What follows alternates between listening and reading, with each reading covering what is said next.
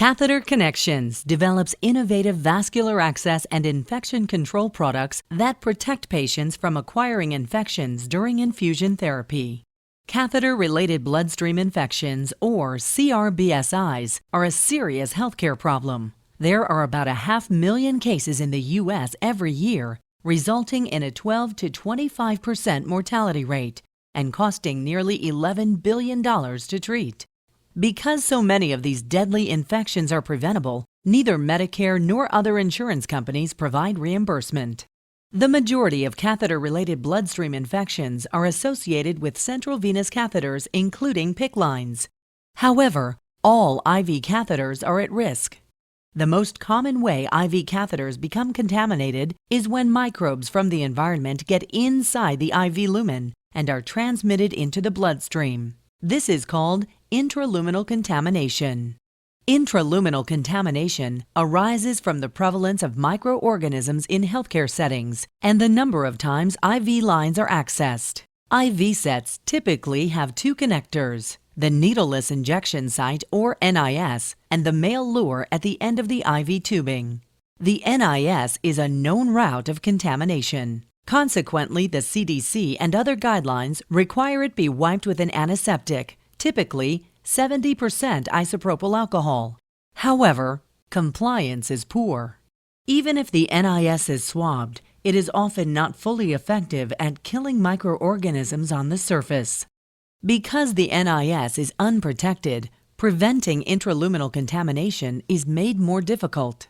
Plus, the NIS is only part of the equation. The male lure at the end of the IV tubing is just as susceptible to airborne and touch contamination as the NIS. While an obvious route of microbial colonization, the male lure cannot be swabbed in the same way the NIS is, because that would introduce alcohol into the fluid path, which can be toxic. Clearly, a colonized male lure will cross-contaminate the NIS when connected. Catheter Connections has verified that the male lure is contaminated and, in fact, our research indicates that male lures can be colonized at even higher rates than the NIS. Additional measures to prevent these life-threatening infections are urgently needed.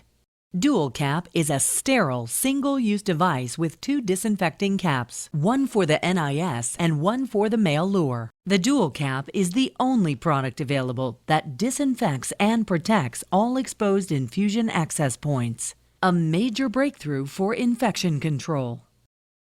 For the first time, clinicians have a quick and easy way to keep IV lures disinfected right from the start and keep them disinfected each and every time the line is accessed.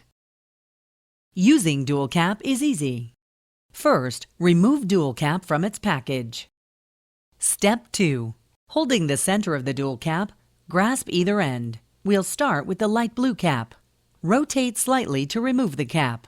Place the light blue cap onto the NIS by twisting in a clockwise direction to secure. Step 3.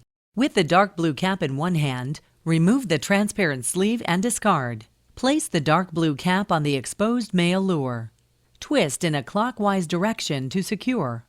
DualCap safely disinfects the male lure by first sealing the fluid path and then releasing the alcohol.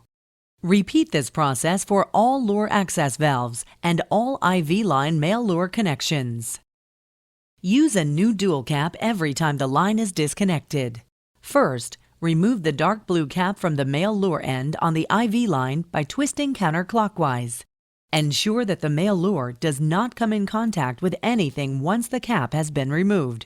Using two hands, grasp the NIS and twist the light blue cap counterclockwise away from the valve to disconnect. Check the NIS to verify that it is securely attached to the catheter and reconnect the IV line. Designed by infusion nurses, DualCap reduces the human variability associated with IV care and provides healthcare facilities with an easy-to-use, cost-effective technology that can help in the fight against catheter-related bloodstream infections. Remember, every valve, every line, every time. Keep it capped.